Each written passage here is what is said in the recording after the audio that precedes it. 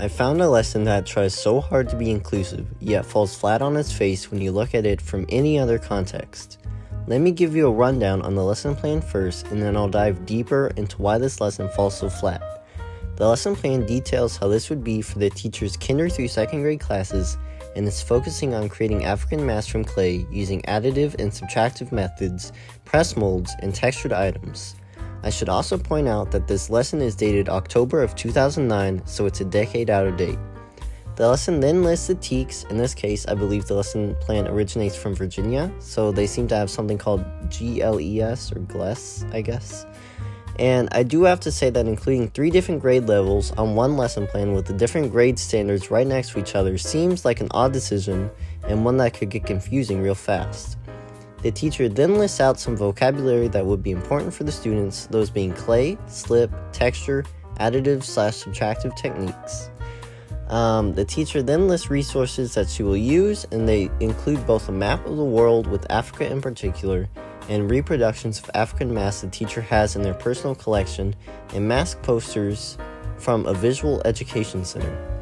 They also list the materials, those being cardboard, textured items, clay, Ziploc bags, raffia, slip, and press molds. Now this part of the lesson is where it really goes downhill. The teacher states that they will begin the lesson with a mini lesson, where she will show examples of African masks and discuss the elements found in such masks. She would then ask the question, what are masks used for, and then point to the whole continent of Africa on the map. She would go deeper into the specific art terms and demos, explaining what the texture is, and demonstrating additive and subtractive techniques with the clay.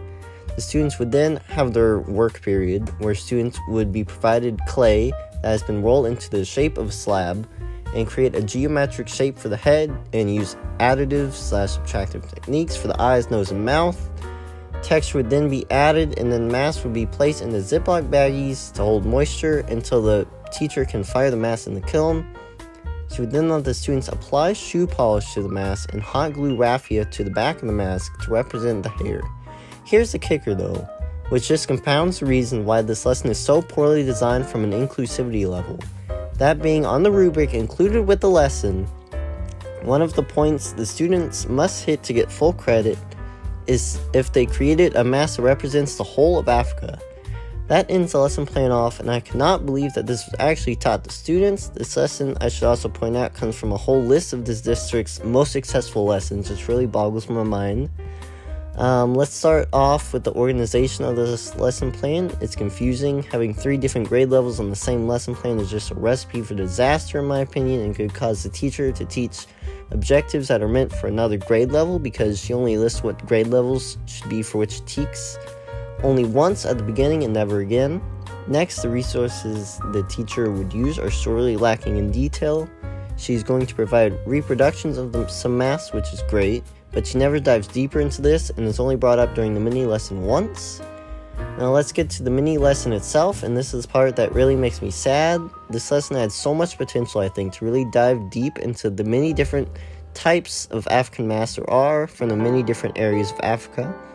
Not counting the fact that this lesson is over African masks that has been done to death and places Africa in a sort of time bubble where the only art from Africa the students will think of after this lesson are masks, and there's so much variety to African art that isn't just masks. She could have brought in some contemporary African art to complement this lesson about the masks, to show that African art isn't all just masks, but are as rich as any other culture, such being Western art, Aboriginal art, Asian art, among others. Bringing in an example of a reproduction mask is great for the students to see what they're going to create, but if that's all that you're using in this lesson, that's a missed opportunity. She then asks what masks are used for, which is a complex question when dealing with African art, because they have such variety to their uses. They're almost all meant to be worn, but the use cases vary drastically. Some are sacred, some are for funerals. They almost always have different uses, so I feel like that could have been dived deeper into this question. We could have gotten a really good discussion out of it. Such as in the Arts of Power Association in West Africa reading, performance is highly important to discuss with these masks. The essay states how leaders with power highlight their abilities to wield natural resources and spiritual energy through their mask sculpture and performances, which could create an interesting discussion between students on what they think the occasion for a specific mask would be. Now, pointing to all of Africa when teaching a lesson about math is really a no-no to me, because Africa is a continent, not a country, with such a variety of art in different locations that generalizing the math to the whole continent of Africa seems wrong. Another thing to point out is that this teacher focuses on the elements of art found in the math to judge these masks, which is putting a Western-centric lens onto another culture which may or may not follow our specific guidelines of what makes art.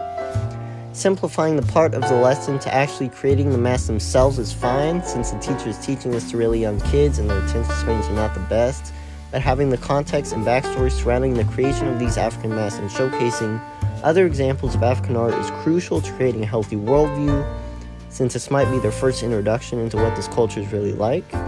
Lastly, this part of the rubric which wants the students to represent all of Africa is stereotyping and generalizing everyone into viewing them as the other.